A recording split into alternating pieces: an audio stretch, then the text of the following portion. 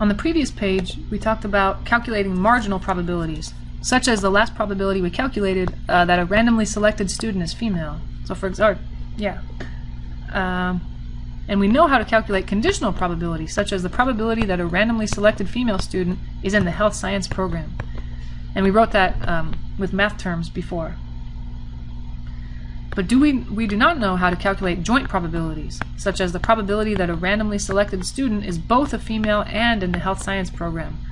We write this joint probability as P, okay, I'm going to circle it so we really know where it is here. P parentheses female and health sciences. So joint probability. Joint just means I want this to happen and I want that to happen. I want both of these to be occurring at the same time. What's the probability of that? The following example illustrates how to calculate a joint probability. Okay, the question here, if we select a student at random, what is the probability that the student is both a male and in the information technology program? The answer, this question involves male students who are in the information technology program but is not a conditional probability. So it's not phrased like the previous one on the page before where they said, if I choose a female, so I'm already saying I'm choosing a female, then what's the probability of something else? This is just saying, if I pick a random student, it doesn't have to be a male, it doesn't have to be female, it doesn't have to be in any of the particular programs. If I pick any random student, what's the probability that they are male and that they're in the information technology? So in this case, we're not going to kind of relegate ourselves to just one of the rows or one of the columns. We're still talking about out of a total of 12,000 here, because we're just picking a random student. It could be any of those 12,000.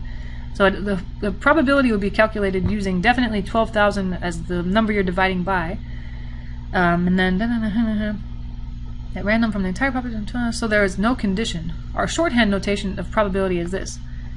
So probability of male and information technology.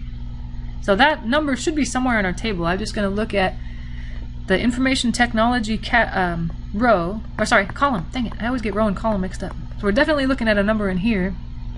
But we said we want this person that we find to not only be in the information technology program, but also a male. So we're looking at this row, a male row. So where do those two highlighted areas line up? They line up right where they put the red number. It was right here, 564. That's why the numerator here is 564.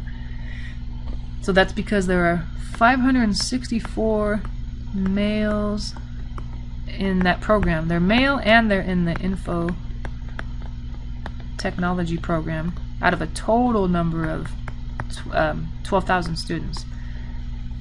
So it's different than before when we did the conditional probability. Conditional is saying I want this student to be female, so I'm already not talking about out of the total. I'm talking about a smaller proportion of that total. I only want to focus on the females or only in the males. This time it's though out of the total. Okay.